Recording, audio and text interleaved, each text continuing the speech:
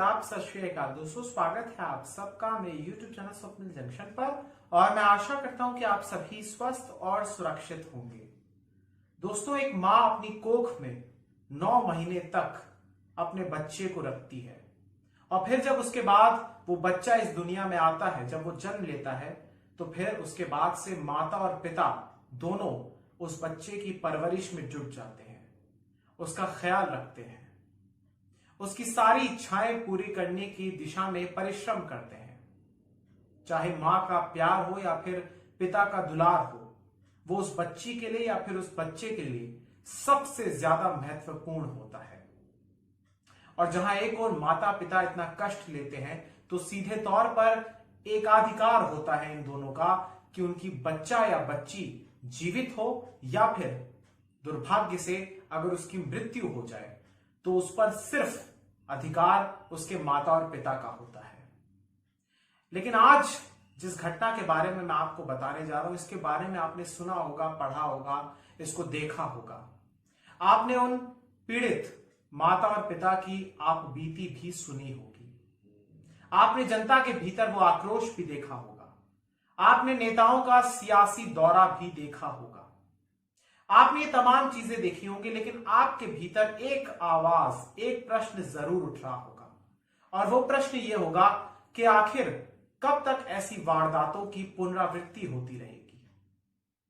आखिर वो दिन कब आएगा जब हम हमारे भारत को बलात्कार मुक्त भारत कह सकेंगे, जैसे हम पोलियो मुक्त भारत कहते हैं।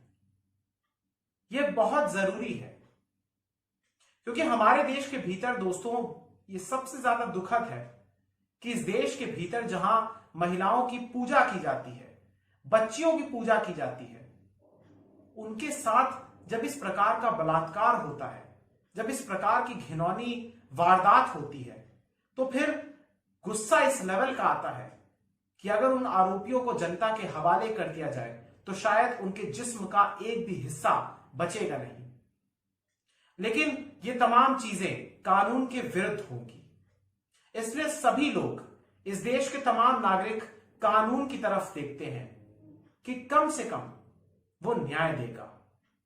इसलिए कहा यह जाता है कि जब इस देश के भीतर जो 4 स्तंभ हैं, जो लोकतंत्र के 4 स्तंभ होते हैं, कार्यपालिका, विधायिका, न्यायपालिका और मीडिया, कहा जाता है कि जब 3 जो स्तंभ हैं वो खंडित हो जाएंगे तो भी विश्वास लोगों का न्यायपालिका की ओर ही रहेगा।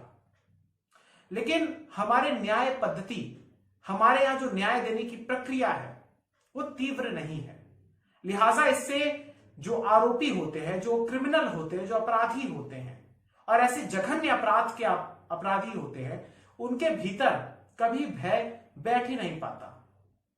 उन्हें यह पता होता है कि या तो हम बच जाएंगे या फिर हम कहीं ना कहीं छोटी मोटी सजा काट के या फिर जुर्माना भर के हम रिहा हो जाएंगे। यानी इस देश के भीतर जो कन्विक्शन रेट है वो इतना कम है, जो करीब 30% के आसपास है, वो इन अपराधियों के हौसले को और बुलंद करता है। इसीलिए जब आप राजधानी दिल्ली, जो कि देश की राजधानी है और एक हाईटेक सिटी है, और उसको ग्लोबल सिटी बनाने के दावे किए जाते हैं, स्मार्ट सिटी, पता नहीं क्या क्या बनाने के दावे किए जाते हैं, लेकिन उस राजधानी के भीतर, जो कि हमारे देश का गौरव है, हमारे देश का प्रतीक है, हमारे देश की पहचान है, उसी राजधानी के भीतर दिल्ली कैंट के इलाके में एक 9 वर्ष की बच्ची के साथ दरिंदगी होती है। 9 साल की बच्ची के साथ 4 लोग मिलकर बलात्कार करते हैं, सामूहिक बलात्कार, गैंग रेप करते हैं और फिर उसके बाद उस बच्ची के शव को जला दिया जाता है। आपको विस्तार से इस पूरी घटना के बारे में मैं आपको बताता हूं दोस्तों। दरअसल ये घटना जब हुई तो ये मैं आपको बताना चाहूंगा कि ये रविवार की घटना है, जो बीता रविवार गुजरा है उसी की घटना है। और शाम 5:30 बजे के आसपास ये जो छोटी सी बच्ची है, दरअसल ये पानी भरने के लिए एक शमशान घाट में जाती है, जो कि राजधानी दिल्ली के कैंट इलाके में, दिल्ली कैंट के नगला गांव में है। और यहां पर एक शमशान घाट है, वहां पर ये वाटर कूलर से ठंडा पानी भरने के लिए जाती है। और फिर उसके बाद कुछ ही समय के बाद अचानक से वो पुजारी जो है, जो इसमें मुख्य आरोपी है, उसके साथ 3 लोग और हैं, उनके नाम भी मैं आपको आगे बताऊंगा, लेकिन वो अचानक से ये बात कहता है कि दरअसल इस बच्ची की मां को ढूंढ के लाओ। और फिर कोई उस बच्ची की मां को लेकर आता है और फिर ये पुजारी उस मां को बताता है कि दरअसल करंट लगने के कारण तुम्हारी बच्ची की मौत हो गई। मां को यह विश्वास नहीं होता, जाहिर सी बात है, क्योंकि मां का दिल सबसे ज्यादा साफ होता है, सबसे ज्यादा पाक होता है। उन्हें ये एक प्रकार से एहसास हो जाता है, इस बात की अनुभूति हो जाती है कि उनकी संतान के साथ कुछ ना कुछ गलत हुआ है। लिहाजा उन्होंने अपनी बात को रखा, उन्होंने विरोध दर्ज कराया, उन्होंने कहा कि ऐसा कैसे हो सकता है और मैं पुलिस के पास जाऊंगी।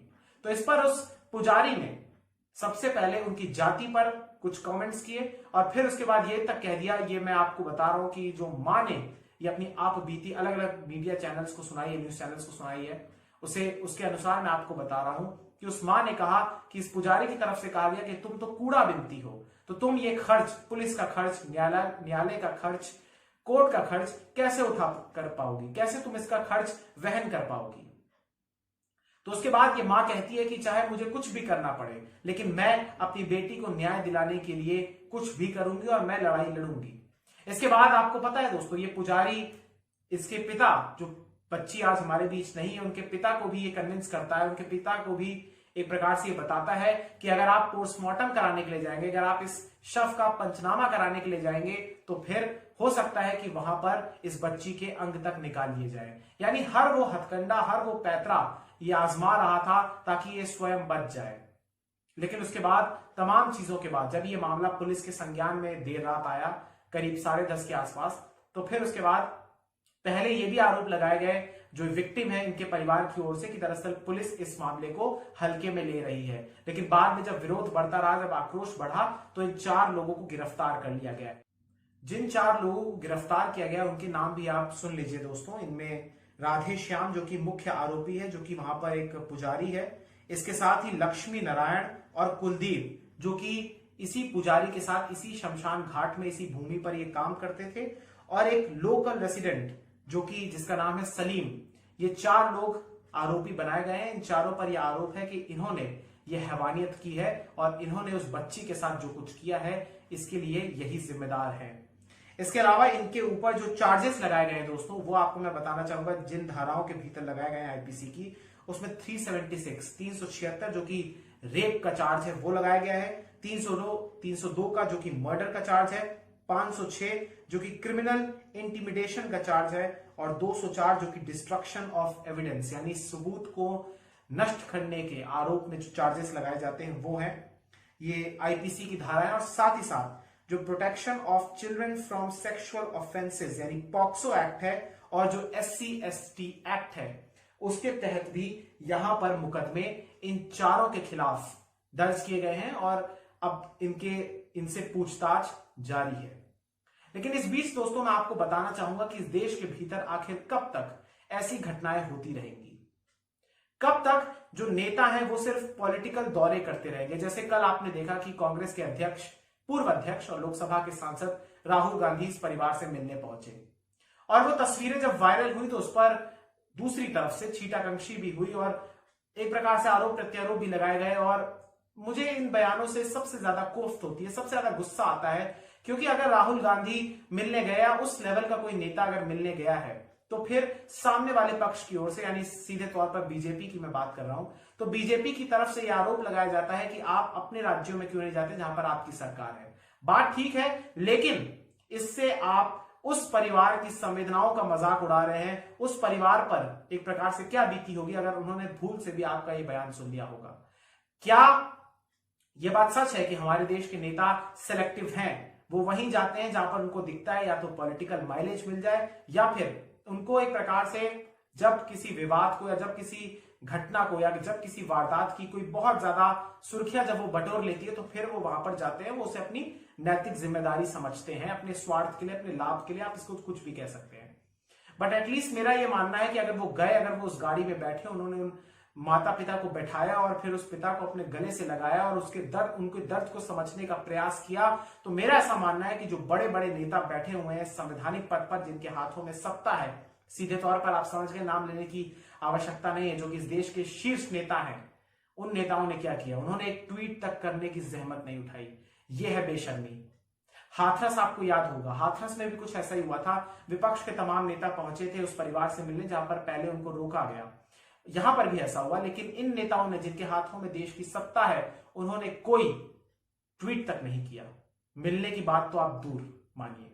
इसके अलावा अरविंद केजरीवाल जो कि दिल्ली के मुख्यमंत्री हैं वो भी कल पहुंचे। उन्होंने कहा कि हम परिवार को 10 लाख रुपए की मुआवजा राशि देंगे, अनुग्रह राशि देंगे, और साथ ही साथ मैजिस्ट्रियल जांच के आदेश भी उन्होंने दिए हैं। साथ ही साथ उन्होंने ये भी कहा कि हम परिवार के साथ हैं। हालांकि जब वो स्टेज पर चढ़ रहे थे तो फिर उनको एक धक्का भी लग गया, खैर वो छोड़िए। इसके अलावा भीम पार्टी की तरफ से चंद्रशेखर आजाद रावण भी वहां पर पहुंचे थे। और इसके अलावा जब ये तमाम राजनीतिक दल पहुंच गए तो फिर बीजेपी के अंदर भी गैरतमंदी जागी और फिर उनकी तरफ से भाजपा के जो दिल्ली भाजपा के अध्यक्ष हैं वो भी पहुंचे। तो एक एक करके सियासी दौरे होते रहे। लेकिन सवाल यहां पर यह है कि हर बार ऐसा होता है कि नेताओं के दौरे हो जाते हैं और फिर कुछ दिनों के बाद ये घटनाएं लोग भूल जाते हैं। हाथरस की घटना भी इस पूरे घटना के बाद सबके जहन में ताजा हुई, वरना हाथरस को भी सब लोग भूल चुके हैं। आज यहां पर बात करना इस जरूरी है कि जहां एक को लवलीना बोरगोहेन हो या फिर पीवी सिंधु हो या एमसी मैरी कॉम हो या और जो हमारी महिला एथलीट्स हैं या फिर मीराबाई चानू हो, जब हमारे देश के भीतर इन 4 महिलाओं में से 3 महिलाओं ने हमें ओलंपिक के पदक दे दिए, तो हमारे देश के भीतर जहां एक और महिलाएं ऊंचाइयां छू रही हैं, तरक्की छू रही हैं, वहीं एक और इस देश के भीतर एक बच्ची के साथ रेप हो रहा है। आप कल्पना कीजिए कि वो बच्ची आगे जाकर पढ़ती लिखती, वो भी कुछ बनती, वो भी हो सकता है कि स्पोर्ट्स में हिस्सा लेती, वो भी हो सकता है देश को मेडल दिलाती, लेकिन आज वो हमारे बीच नहीं है। और आज सिर्फ उसके लिए मांग ये हो रही है कि उसे न्याय मिल जाए और उसके ये जो आरोपी हैं इन्हें इतनी कड़ी सजा मिले। मैं बार बार, मुझे दुख होता है जब मैं कहता हूं कि फांसी की सजा दी जाए। कोई इन लोगों को फांसी की सजा क्यों नहीं देता है? जनता भीख मांग रही है, जनता आक्रोशित है। याद कीजिए कि जब हैदराबाद में जब डॉक्टर के साथ जब एक रेप की वारदात हुई थी, गैंग रेप हुआ था, तो जब उन पुलिस वालों ने जब उन आरोपियों का एनकाउंटर कर दिया था तो उसके बाद पूरे देश में मिठाइयां बंटी थी, पूरे देश में उल्लास मचा था, खुशी हुई थी, खुशी की एक लहर दौड़ गई थी कि हाँ, आज इन राक्षसों का अंत हो गया। जनता आज की डेट में न्यायालयों के न्याय की तरफ नहीं देखती है क्योंकि वो एक लंबी प्रोसेस है और उसमें फांसी हो या ना हो इसकी भी कोई गारंटी नहीं है। इसलिए जनता आज की डेट में चाहती है कि त्वरित कार्रवाई हो और फटाफट इन लोगों को फांसी की सजा हो। जब तक इन लोगों को फांसी की सजा नहीं होगी, और मेरा ऐसा मानना है कि इन लोगों को जब भी फांसी की सजा हो तो उसकी वीडियो रिकॉर्डिंग करके दिखाई जाए, ताकि उन आरोपियों को, उन काले दिमाग वाले और काले दिल वाले लोगों को ये चीज उनके दिल में एहसास हो कि आप अगर ऐसी हरकतें करेंगे, अगर आप ऐसी वारदात करेंगे तो फिर आपको फांसी की सजा होगी, इससे कम कुछ नहीं। इस बच्ची को न्याय मिले, मेरी यही विनती है, क्योंकि माता पिता लगातार ये कह रहे हैं कि उसके शव तक को उनको देखने नहीं दिया गया और जबरदस्ती लगा दिया गया। और पुलिस पर भी इल्जाम लगाए गए हैं कि पुलिस ने यहां पर मैटर को सीरियसली नहीं लिया गया, और जब ये मैटर बढ़ा तो फिर पुलिस त्वरित कार्रवाई की दिशा में आई। ये सब नहीं होना चाहिए। बहुत बहुत शुक्रिया, बहुत बहुत धन्यवाद। जय हिंद।